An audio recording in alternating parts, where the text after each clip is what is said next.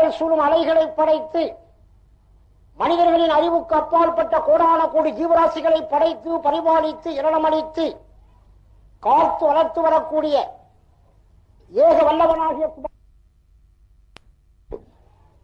ஸலவாத்தும் ஸலாமும் நமது நாயகம் முஹம்மதுன் நபி அவ்வலுன் நபி ஆஹிருன் நபி தாஹிருன் நபி பாத்தினுன் நபி சர்தார் ஆலம் சையதுல் கௌனைன் ஷஃபியல் முதுனிபீன் அனீசுல் கரீபீன் ரஹ்மத்துல் ஆலமீன் அஹ்மது முஸ்தபா முஹம்மது முஜ்தபா முஹம்மது ஸல்லல்லாஹு அலைஹி வஸல்லம் அவர்களின் மீதும் அவர்கள் கொண்டு வந்த சுத்த சத்திய சம்பூர்ண இஸ்லாமிய மார்க்கத்தை, குர்ஆனை, ஹதீஸை, இம்மையை, மறுமையை, கபருடைய வேதனையை, சுவர்க்கத்தை, நரகத்தை, ஆயிபானவற்றையெல்லாம் மனதினால் உண்மை கொண்டு நாவினால் மொழிந்து இறுதி வரை உறுதி மாறாது உயிர் நீத்த உத்தம சஹாபாக்கள், சஹாபாய பெண்மணிகள், தாபிஈன்கள், தபா தாபிஈன்கள், குத்துபுகள், அக்தாபுகள், அவுலியாக்கள், நம் முன்னால் வாழ்ந்து மறைந்த மூதாதையர்களான சாலிஹீன்கள், இன்று வாழ்ந்து கொண்டிருக்கக்கூடிய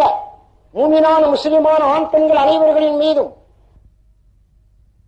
மேலாக நமது நாயகம் முஹம்மதுன் நபி ஸல்லல்லாஹு அலைஹி வஸல்லம் அவர்களினுடைய வாழ்க்கை வரலாற்றினை ஆயிரம் தடவைகள் கேட்ட போதிலும் அந்த உத்தம திருநபியினுடைய வாழ்க்கை சரிதையினை கேட்க வேண்டும் என்பதற்காக வேண்டி பள்ளப்பட்டி மாநகரத்தில் வாழக்கூடிய நல்ல பெரியோர்கள், வாலிபர்கள், தாய்மார்கள், சிறுவர் சிறுமியர்கள் எல்லாம் தங்களுடைய அலுவல்கள் அத்தனையும் நிறுத்திவிட்டு இந்த உயர்ந்த இடத்திலே வந்து அமர்ந்திருக்கின்றீர்களே, உங்களுடைய தரஜாவை பற்றி நமது நாயகம் முஹம்மதுன் நபி ஸல்லல்லாஹு அலைஹி வஸல்லம் அவர்கள் எடுத்துக் கூறுகிறார்கள். ஹுதூர் அல் மஜ்லிஸுல் இல்மி, கல்வியின் கூடத்திலே அமர்ந்திருப்பது அஃலலும் மின் அல்ஃபி ரகாத்தின், 1000 ரகாத்துகள் தொழுவதை விட இந்த கல்வியினுடைய எங்கே அல்லாஹ் ரசூலுடைய சொல்லை சொல்லப்படுகின்றதோ அந்த இடத்தில் வந்து அமர்ந்திருப்பது மிகச் சிறந்ததென்றார்கள் நபிகள் நாயகம் ஸல்லல்லாஹு அலைஹி வஸல்லம். வயாதத்து அல்ஃப மரீலின், 1000 வியாதியஸ்தர்களை ஒரு மனிதர் சென்று வினவுவதை விட இந்த பயானுடைய மஜ்லிஸிலே, கல்வியின் மஜ்லிஸிலே அமர்ந்திருப்பது மிகச் சிறந்ததென்றார்கள் நபிகள் நாயகம் ஸல்லல்லாஹு அலைஹி வஸல்லம்.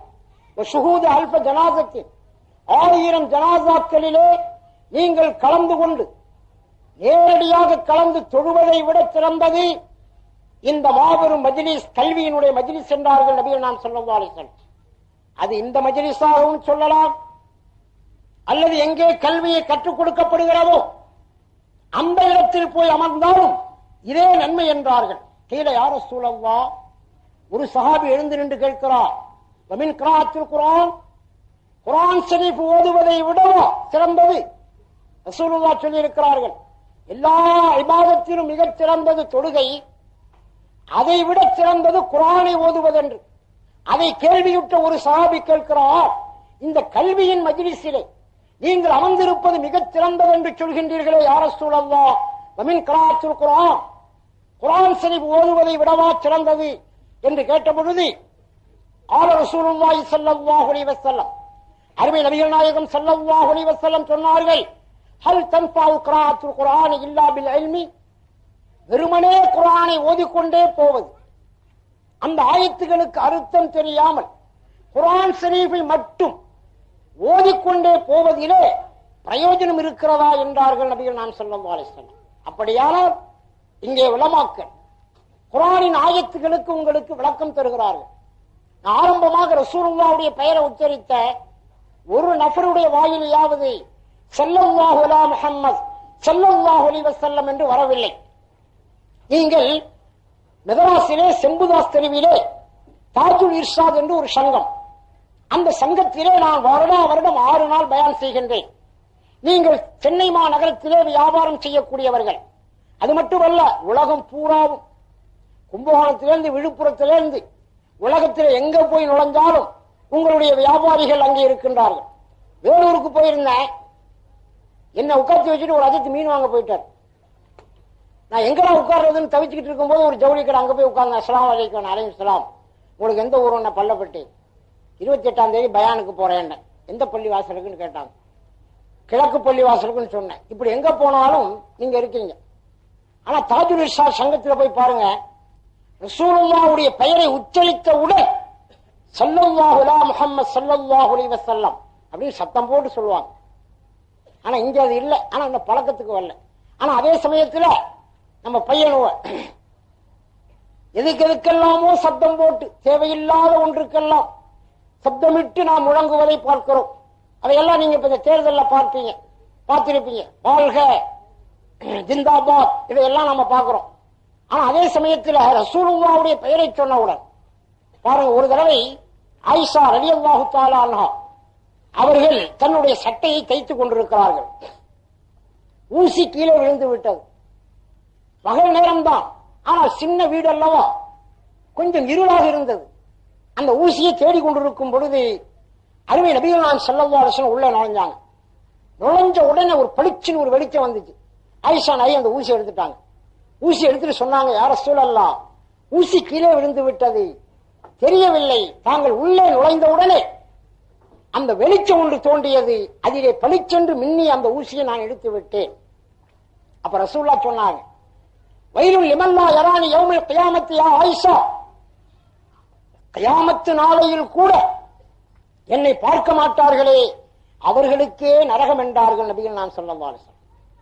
உடனே கேட்டாங்க ஆயிஷா நாயகி, வமன் லா யராக்க யா ரசூலல்லாஹ், கியாமத்து நாளையில கூட உங்களை பார்க்காதவங்க யாரும் இருப்பாங்களா? அவங்க யார்?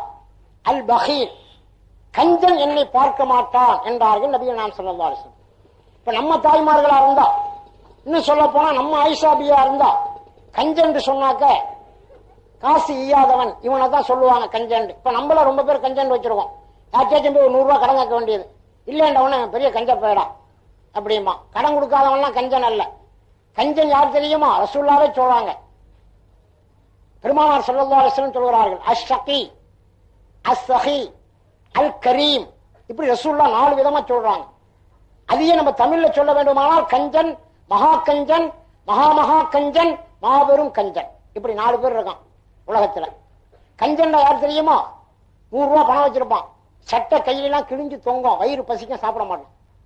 ஏன்னு கேட்டா அந்த 100 ரூபாய் மாத்த மனசு வரலம்மா. இவன் தான் கஞ்சன். மகா கஞ்சன் யார் தெரியுமா? வீட்டுக்கு போவான், மனைவி எல்லாம் பசியால் அழுகுவாங்க, இந்த 100 ரூபாய் பணத்தை வச்சுக்கிட்டு அவங்களுக்கும் வாங்கி கொடுக்க மாட்டான். இவன் தான் மகா கஞ்சன். மகா கஞ்சன் யார் தெரியுமா? இந்த மாதிரி வீடாது விழா நடத்த போறாங்க, அதுக்கு உங்களால ஏண்ட உதவிகளை செய்யுங்கன்னு சொல்லி ஒருத்தர் கேட்கும் போது, அவர் ஜோப்ல இருந்து கையை விட்டு பணத்தை எடுக்கும் போது பக்கத்துல உட்கார்ந்து இருக்கிறவன், அண்ணே இது மாதிரிலாம் செலவழிச்சீங்கன்னா நீங்க கூடிய சீக்கிரத்துல ரொம்ப ஏழையா போயிருவீங்க, என்ன இது மாதிரிலாம் நீங்க எடுத்து கொடுக்காதீங்கன்னு கொடுக்கிறவங்கள தடுப்பான். இவன் தான் மகா கஞ்சன். மாபெரும் கஞ்சன் யார் தெரியுமா? நபிகள் நாயகம் ஸல்லல்லாஹு அலைஹி சொன்னார்கள், யா ஆயிஷா வமனில் பகீல் யா ரசூலல்லாஹ், قال رسول الله صلى الله عليه وسلم اذا سمع باسمي فلم يصلي علي, என்னுடைய திருநாமத்தை கேட்டும் எவர்கள் ஸலவாத்து சொல்லவில்லையோ அவர்கள் தான் மிகப்பெரிய கஞ்சர்கள் என்றார்கள் நபிகள் நாயகம் ஸல்லல்லாஹு அலைஹி வஸல்லம். ஆகையினால தாய்மார்கள் எல்லாம் நிறைய ஸலவாத் சொல்லுவாங்கன்னு நினைக்கிறேன். உலகத்தில் அழகானவங்க யாருங்க? ஆண்களா பெண்களா? நானே பேசிக்கிட்டு போனா நல்லா இருக்காத, நீங்க கொஞ்சம் பதில் சொல்லணுமால. உலகத்தில் அழகில் சிறந்தவர்கள் ஆண்களா பெண்களா? பெண்கள். அதுடைய முடிவு. இதே மாதிரிதான் நீடூர்ல பேசினேன். அப்ப வக்கீல் பிஏபிஎல் சயீது தான் தலைமையா இருந்தார். உலகத்தில் அழகில் சிறந்தவர்கள் ஆண்களா பெண்களா? பாதி பேர் ஆண்கள், பாதி பேர் பெண்கள். அப்ப தலைவர் அந்த சயீது சொன்னாரு, நான் சொல்லிட்ட மாதிரி சொல்லுங்க. ஆம்பளைய பார்த்தா பொம்பளைக்கு அழகா இருக்கும், பொம்பளைய பார்த்தா ஆம்பளைக்கு அழகா இருக்கும். நான் சொன்னேன், இது வக்கீலுடைய தீர்ப்பு, அல்லாஹ்வுடைய தீர்ப்பு சொல்லணும். அல்லாஹ்வுடைய தீர்ப்பு அது எங்களுக்கு தெரியாதுங்க, நீங்களே சொல்லுங்கன்றார். தாய்மார்கள்லாம் கோச்சுக்க கூடாது, நான் சொல்லல. அழகின் சிறந்தவர்கள் ஆண்கள் தான். நபியினா யூசுப் அலைஹிஸ்ஸலாம் அவர்களுடைய அழகை கண்டு 40 பெண்கள் கையை அறுத்துக் கொண்டார்கள். அல்லாஹ் குர்ஆன்ல சொல்றான், ஒரு ஆணுடைய அழகை பார்த்து தான் 40 பெண்கள் கையை அறுத்துக் கொண்டார்களே தவிர ஒரு பெண்ணினுடைய அழகை பார்த்து 40 ஆண்கள் கையெடுத்துக் கொள்ளவில்லை. அது மட்டுமல்ல, யூசுப் அலைஹிஸ்ஸலாம் பார்த்த உடனே அழகா இருப்பாங்க. நமது நாயகம் முஹம்மது நபி ஸல்லல்லாஹு அலைஹி வஸல்லம் அவங்களுடைய அழகு எப்படி தெரியுமா? ஷமாயில் திருமதியில வர்ணிக்கிறாங்க, ரசூலுல்லாஹ்வுடைய கை விரலை ஒருத்தர் பார்த்து அந்த விரலை பார்த்துக்கிட்டே இருக்கலாம்னு அழகா இருக்கும். ரசூலுல்லாஹ்வுடைய புஜத்தை பார்த்தால் அந்த புஜத்தை பார்த்து கொண்டே இருக்கலாம் என்று அழகாக இருக்கும். ரசூலுல்லாஹ்வுடைய கண்ணை பார்த்தா அந்த கண் அழகாகவே இருக்கும். ரசூலுல்லாஹ்வுடைய முகத்தை பார்த்தா அழகாக இருக்கும். ரசூலுல்லாஹ்வுடைய தாடியை பார்த்தா அழகாக இருக்கும். ரசூலுல்லாஹ்வுடைய நடையை பார்த்தா அழகாக இருக்கும். ரசூலுல்லாஹ்வுடைய ஒவ்வொரு அங்கத்தையும் யார் பார்க்கின்றார்களோ அது அழகாகவே காட்சி தெரியும். ஒரு சமயம் அன்னை ஆயிஷா ரலியல்லாஹு தஆலா அன்ஹா அவர்களுடைய மடியில ரசூலுல்லாஹ் படுத்திருக்காங்க. வானலோகத்திலே 14ஆம் பக்கத்து நிலவு. அன்னை ஆயிஷா ரலியல்லாஹு தஆலா அன்ஹா அவர்கள் நிலவையும் பார்க்கிறார்கள், தன் கணவர் ரசூலுல்லாஹ்வுடைய முகத்தையும் பார்க்கிறார்கள். அப்பொழுது மனதுக்குள் கேட்கிறார்கள், அம் ஹாதா கமரும் ஹாதா கமரும், அது சந்திரனா இது சந்திரனா, அது சந்திரனா இது சந்திரனா. அப்படியானால் ரசூலுல்லாஹ்வுடைய முகம் சந்திரனை விட அழகாக தெரிகிறது. இன்னைக்கு யார் யாரும் எழுதுறாங்க, தி 100 100 மனிதர்களிலே ஒருவர் யார் ரசூலுல்லாஹ். இவர் என்ன எழுதுறது? அல்லாஹ் குர்ஆன்ல சொல்லிட்டானே, வமா அர்ஸல்னாக இல்லா காஃபத்தல் லின்னாஸ், நபியே முஹம்மதே உங்களை இந்த உலகத்திற்கு நாம் அனுப்பவில்லை மனிதர்களில் பரிபூர்ணமானவர்களாகவே ஒழிய. யார் எந்த கோணத்தில் நின்று பார்த்தாலும் சரி, ரசூலுல்லாஹ்வை விட உயர்ந்த ஒரு மனிதர் இந்த உலகத்தில் கிடையாது. நான் ஒரு இடத்துல பேசும்போது சொன்னேன், உங்க குர்ஆன் ஆதம் நபியை பற்றி என்ன சொல்லுதுன்னு கேட்டார் ஒரு ஹிந்து நண்பர். அப்ப நான் சொன்ன அவர்கிட்ட, எங்கள் நபி ஆதம் அலைஹிஸ்ஸலாம் 60 அடி நீளம், இப்படித்தானே இருக்கு, 60 அடி நீளம்னா கற்பனைக்கே ஒத்துக்கலையே அப்படின்றார் அவர். என்னங்க ஒரு மனிதன் 60 அடியிலயா இருப்பான்? அப்படியே அப்பா, 60 அடி நீளம் இருந்தா அவன் கை எத்த பெருசு இருக்கும், அவன் கால் எத்த பெருசு இருக்கும்ன்றார்.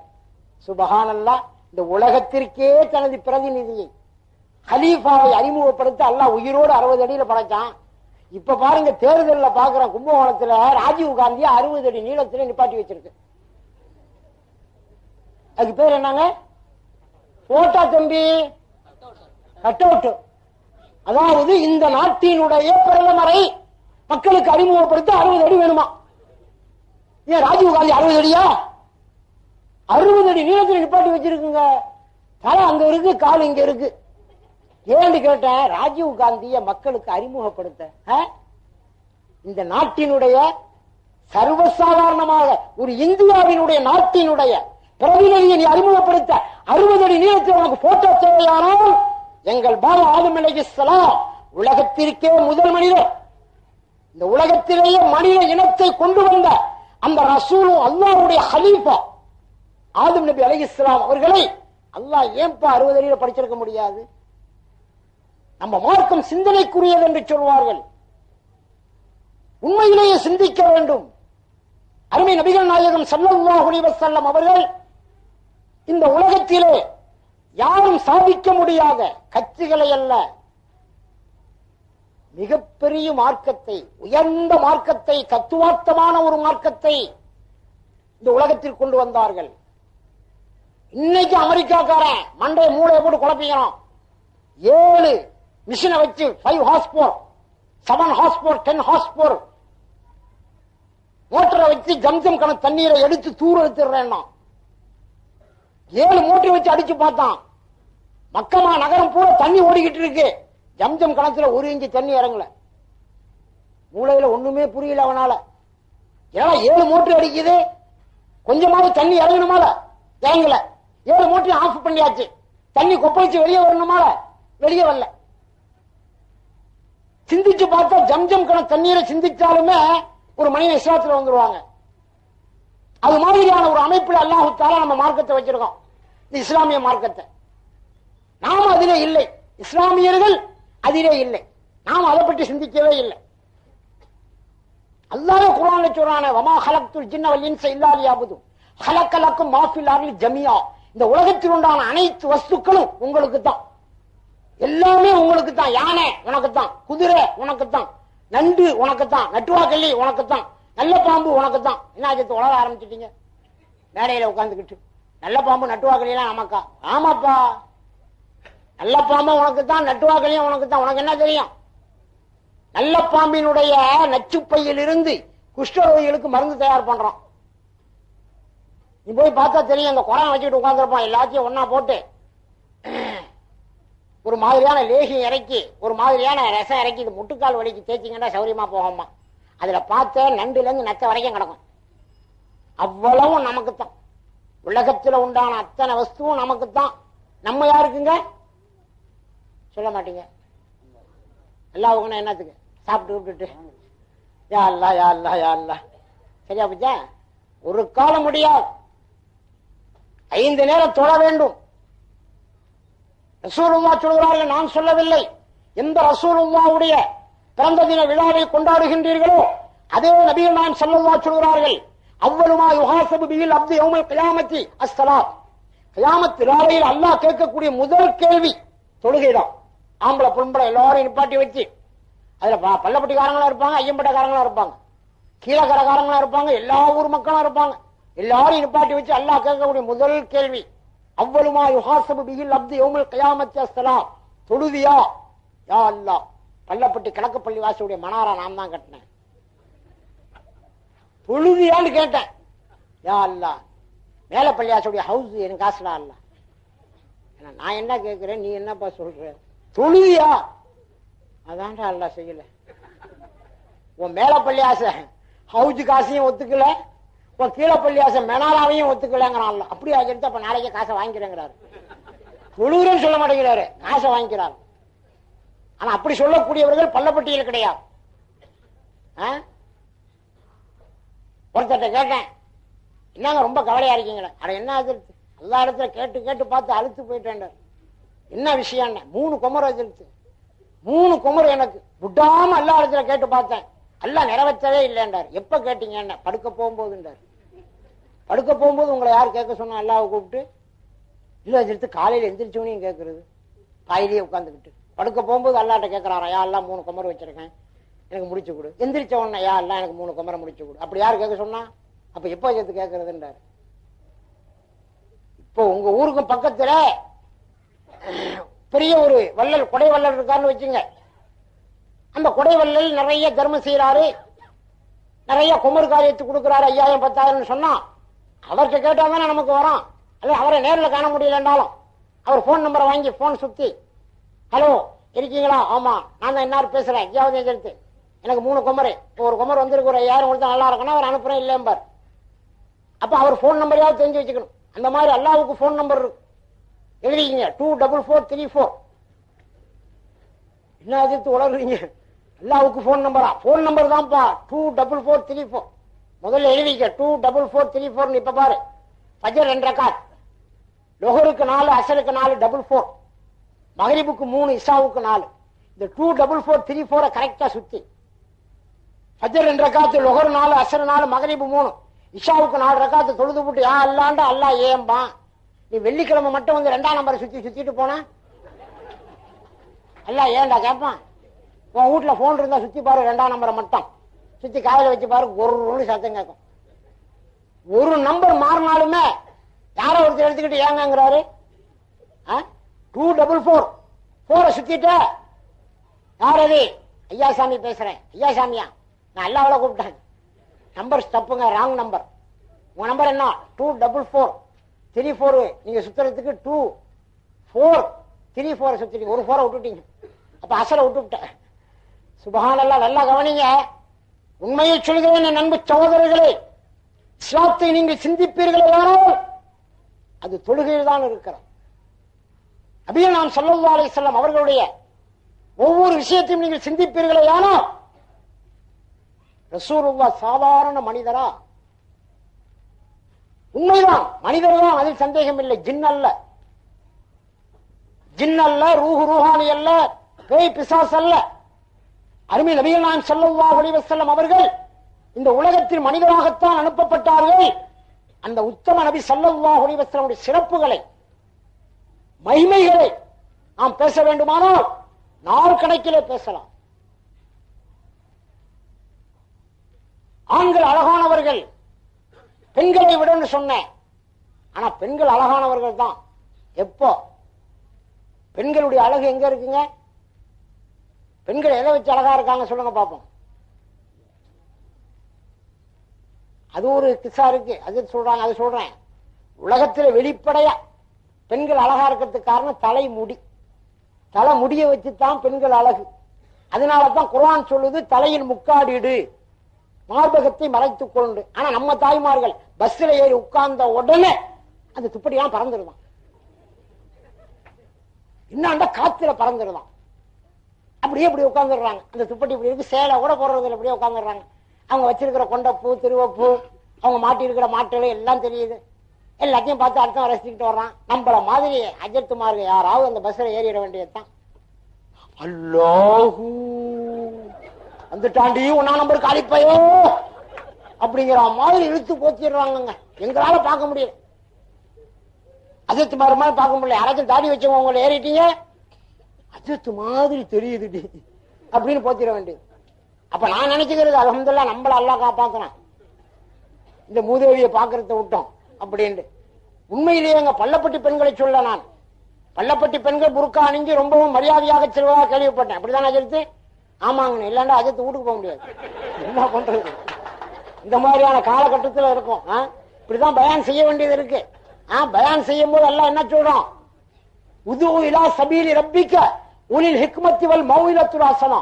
நபியே முஹம்மதே, அல்லாஹ்வுடைய வழியிலே, அல்லாஹ்வுடைய பாதையிலே ஜனங்களை அழையுங்கள். உது இலா சபீலி ரப்பிக்க, அல்லாஹ்வுடைய பாதையிலே ஜனங்களை அழைக்கணும். எப்படி?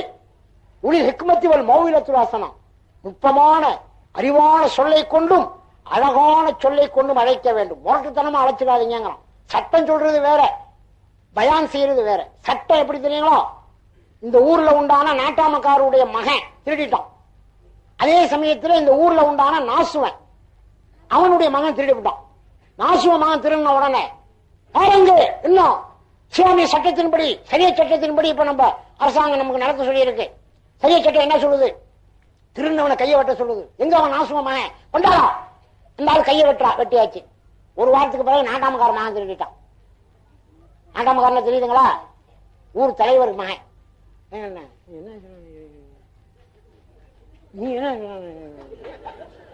பேச, என்னடா நாசுவ மகன் திருடிட்டா கையை வெட்டுறது, நாட்டாமக்கார மகன் திருடிட்டா சும்மா விட்டுறத, 500 ரூபாய் ஃபைன் போட்டு விட்டுறலாமான்னு பேசிக்கிறாங்க. ஒன்னு ஒரு ஆள் சொல்ற 500 ரூபாய் சரியா வராதுன்னு 5000 ரூபாய் போட்டு விட்டு. 5000 ரூபாய் போட முடியாது. அஜத்துமார்களை உட்காத்தி வச்சு அந்த நாசுவன் திருநாளே அவன் கையை எப்படி வெட்டப்பட்டதோ அதே மாதிரிதான் அந்த ஊர் நாட்டாமக்காரன் இந்த ஊர் தலைவனுடைய கையை வெட்டணும். இதான் சட்டம். இது சட்டம், இது பயான். பயான் செய்யும் போது யார் யார் இந்த ஊரிலே தொழவில்லையோ அவர்கள் எல்லாம் பாம்பு கடித்து சாகட்டும். யார் யார் இந்த ஊரிலே தொழவில்லையோ அவர்கள் தலையில் எல்லாம் இடி விழுகட்டும் அப்படின்னு நான் பயான் செஞ்சேன்னு வச்சுங்க. என்ன ஆகும்? பயான் முடிஞ்ச உடனே என்ன அழைச்சிட்டு வந்த அஜத்திட்ட போய் அஸ்ஸலாமு அலைக்கும், இந்த அஜத் எங்க படுக்கிறாரு? ஏன்பா? இல்லையா சொல்ல, மேல மாடியில தான். ஞாபகம் என்ன விஷயம்? ஒண்ணும் இல்ல, அவரை நீங்க நாளைக்கே ஊருக்கு அனுப்பிச்சிட்டீங்கன்னா நல்லதுன்னு நினைக்கிறேன். அதுவும் ராத்திரி 2 மணிக்கு முந்தைய அனுப்பிச்சுட்டா நல்லது. காரணம் இன்னும் அந்த ஆளு தொழுகாதவன்லாம் பாம்பு கடிச்சு சாகட்டும், தொழுகாதவன் வீட்டுல எல்லாம் இடி உழுகட்டும் அப்படின்னு பயான் செய்யறான். ஒரு 4-5 பேர் பேசிக்கிறாங்க. ராத்திரி 1 மணிக்கு மாடி போய் நான் வேறி குதிச்சு அஜத்து காலையே கையை வாங்கிடுறது. அஸ்ஸலாமு அலைக்கும் அஜத்து, என்ன நீ 1 மணிக்கெல்லாம் பிரஷர்ல வச்சு தரணும், நீங்க கரூருக்கு போய் ஊருக்கு போயிரு. ஏன் இந்த மாதிரி மோட்டத்தனமா பயான் செய்யறது? தொழுகாதவங்களை பார்த்து தொழுக வாங்கன்னு தான் மார்க்கம் கூப்பிட சொல்லுவதை தவிர பாம்பு கடித்து சாகட்டும், தொழுகாதவன் தலையில் இடி விடுகட்டும் இப்படிலாம் பயான் செய்ய இருக்கு. அதெல்லாம் கிடையாது. ஆனா இப்ப நான் உங்கள்கிட்ட கேட்கிறேன், நீங்க பதில் சொல்லணும். அல்லாஹ் செய்யறது நியாயமா இல்லையான்னு தெரிஞ்சுக்கணுமோல. நீங்க ஒரு மாமரம் வச்சு வளர்க்குறீங்க, ஒரு 10 மாமரம். 10 மாமரத்திலையும் மாங்காய் கொடுக்கல, பிஞ்சு வரல, காய் காய்க்கல, பழங்காய் பொழுக்கல, மரம் மட்டும் நல்லா பெருசா இருக்கு. அப்ப அந்த மரத்தை நீங்க என்ன செய்வீங்க தம்பி? வெட்டுவீங்க. வெட்டி பலகையா இருக்கலாம்னு பார்த்தா ஊடுற ஒரே போகையா இருக்கு.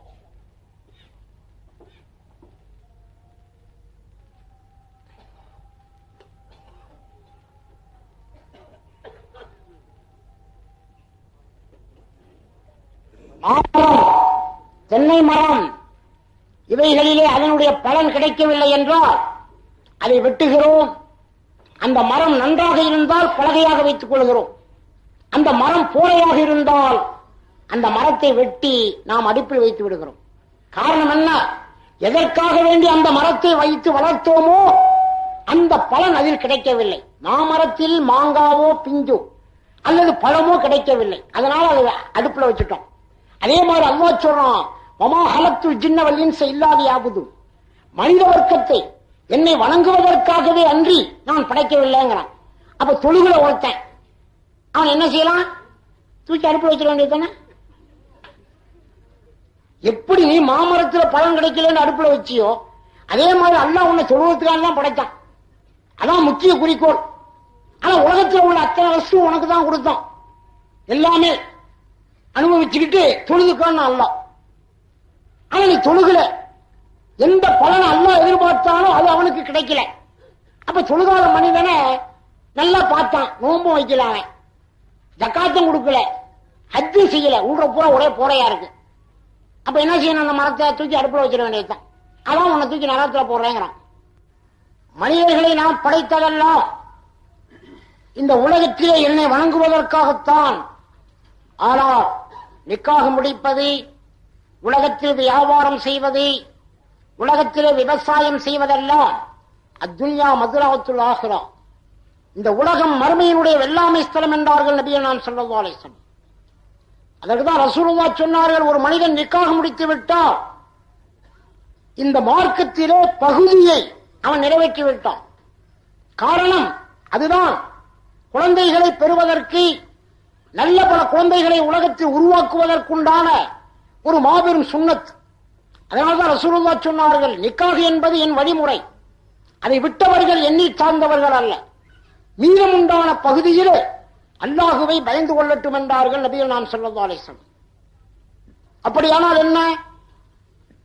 மனைவி அழகானவள், அல்லாஹ் அவனை கொடுத்தான். ஆனா அந்த அழகு பூரா நாம சொன்னா, இப்ப பெண்களுடைய தலை முடியில் தான் அழகு இருக்கிறது என்று அதை நீங்கள் மறுப்பீர்களேயானோ? இல்ல கருத்து, என் மனைவி நான் வாங்கி கொடுத்த ஜிம்கி சேலையில தான் அழகா இருக்கா, நான் பண்ணி போட்ட ஏராளமான நகைகள் அவளுடைய கழுத்தில் இருப்பதால் தான் அவள் அழகா இருக்கிறாள் அப்படின்னு வாதாடுவையானால், இப்ப பயான் முடிஞ்ச உடனே ராத்திரி நேரா வீட்டுக்கு போய் உன் மனைவிக்கு நீ வாங்கின சேலையில உயர்ந்த சேலை எடுத்து உடுத்தி விட்டு, இருக்கிற நகையை பூரா தூக்கி கழுத்துல போட்டு, தலையை மொட்டை அடிச்சு விட்டு ஒரு 5 நிமிஷம் பாரு. 5 நிமிஷம் கூட உன்னால பார்க்க முடியாது, 1 நிமிஷம் கூட பார்க்க முடியாது. எந்திரி, யாரையும் உன்னை மொட்டை அடிக்க சொன்ன? இல்ல நீங்க தான் ஜியாவது செஞ்சுட்டு சொன்னீங்களாம்ல, நான் வாங்கி கொடுத்த சேலையில தான் என் மனைவி அழகா இருக்கா, நான் வாங்கி கொடுத்த நகையில தான் என் மனைவி அழகா இருக்கான்னு உங்க நகையெல்லாம் போட்டிருக்கேன், உங்க சேலையை தான் உடுத்திருக்கேன், மாட்டில் கொண்டு எங்க குத்துவ? ஒரு அரக்க வச்சு ஒட்டி விடு. மொட்டை அடிக்க வேண்டியலங்க, இங்க உட்கார்ந்துகிட்டே மொட்டையா இருக்கிற மாதிரி உன் மனைவி ஒரு கற்பனை பண்ணிப்பாரு. நீ வீட்டுக்கு போக மாட்டேன், என் கூட பள்ளியாசல் படுக்க வந்துடும். அஸ்ஸலாமு அலைக்கும், இன்னைக்கு ராத்திரி இங்க படுத்துட்டு காலையில போலான் இருக்கேன். ஏன் தம்பி? இல்ல வேணாம் கேட்காதீங்க, சும்மா சொல்லுப்பா. இல்ல என் மனைவி மொட்டையா இருக்கிற மாதிரி ஒரு கற்பனை பண்ணி பார்த்தேன், அது என்னால சகிக்க முடியலங்கிறான். அதனாலதான் தாய்மார்களே, தலையில் முக்காடிடுங்கள். ரசூலுல்லாஹ் சொன்னார்கள், அன்பு மகள் பாத்திமாவே, மரஅத்தன் உல்லிகத் பி ஷரின் மின் அதமி கத்மிஹார்லி ரிஜாலி வக்தல் ஹஃபாய். அன்பு மகள் பாத்திமாவே, நான் மேராஜ் சென்றிருக்கும் பொழுது அல்லாஹு தஆலா எனக்கு பெண்களுடைய அவாபை காட்டினார். பல பெண்களை நரகத்தில் கண்டேன். யா ரசூலல்லாஹ், அல்லாஹுவின் தூதரே, அன்பு தந்தையே, அதிகமான பெண்களை நரகத்தில் கண்டேன் என்று சொல்கின்றீர்களே, அதில் யார் எப்படி இருந்தார்கள்? ஒரு பெண்ணை கண்டேன். அன்பு மகள் பாத்திமாவே, அந்த பெண்ணினுடைய தலை முடியில் எடுத்து ஒரு ஆணியில் கொழுகப்பட்டு அந்த பெண்ணை நிர்வாணமாக விடப்பட்டு நெருப்பிலே பொசுக்குவதை கண்டேன் என்றார்கள் நபிகள் நான் ஸல்லல்லாஹு அலைஹி வஸல்லம். உடனே பாத்திமா நாயை கேட்டாங்க, யா ரசூலல்லாஹ், அந்த பெண் என்ன பாவம் செய்தவன்? அன்பு மகளே, கத்மிஹா லிர்ரிஜாலி வக்தல் ஹஃபாய், அந்நிய ஆடவன் தன்னை பார்க்கிறான் என்று தெரிந்தும் தன் தலை முடியை மறைக்காத பெண் என்றார்கள் நபிகள் நான் ஸல்லல்லாஹு அலைஹி வஸல்லம். என்ன காரணம்? ஒரு பெண்ணுக்கு அழகு, வெளி அழகு எங்க இருக்கு? தலை முடியில தான் இருக்கு. அதனாலதான் தாய்மார்களே, முக்காடிட்டுக் கொள்ளுங்கள், நன்றாக முக்காடு போட்டுக் கொள்ளுங்கள், தலை முடியை காட்டாதீர்கள், நெற்றியோடு வேண்டுமானாலும் மறைத்துக் கொள்ளுங்கள் அப்படின்னு மார்க்கம் சொல்லுது. தலை முடி எங்க இருந்த அழகு? தலையில இருந்தா அழகு. ராத்திரிக்கு பூரா கணவன் வர்ணிப்பான், உன் முடி சொல்லா இருக்கு, எல்லாம் உனக்கு அழகான முடிய கொடுத்திருக்காண்டு கணவன் வர்ணிச்சானேன்னு சொல்லிவிட்டு மறுநாள் காலை இட்லியில ஒண்ணு, சட்னியில ஒண்ணு, மத்தியான சாப்பாட்டுல ஒண்ணு போட்டு வச்சா என்னன்னு இருக்கும்? எடுக்கலாம். அங்கேயும் முடியாத மனைவி என்னாங்க முடியலையே, ஏன் முடித்தான்? ஆமா, ஓ முடிதான், வேற யாரும் முடி இல்லைங்க. ராத்திரி பூரா வர்ணிச்சுங்க, ராத்திரி பூரா தலையில இருந்துச்சு வர்ணிச்சேன், சோத்துல இருந்தா வர்ணிப்பேன், தூக்குடி சோத்த, இந்த சோத்தை செய்ய மாட்டேங்க நான். என்னங்க ஏன் முடித்தானா? ஓ முடித்தாண்டி, யாரு இல்லேண்டா. அது மாதிரி தலை முடி எப்படி தலையில் இருந்தால் அழகோ அது போன்று பெண்கள் வீட்டில் இருந்தால் அழகுங்கிற அல்லாஹ் தஆலா.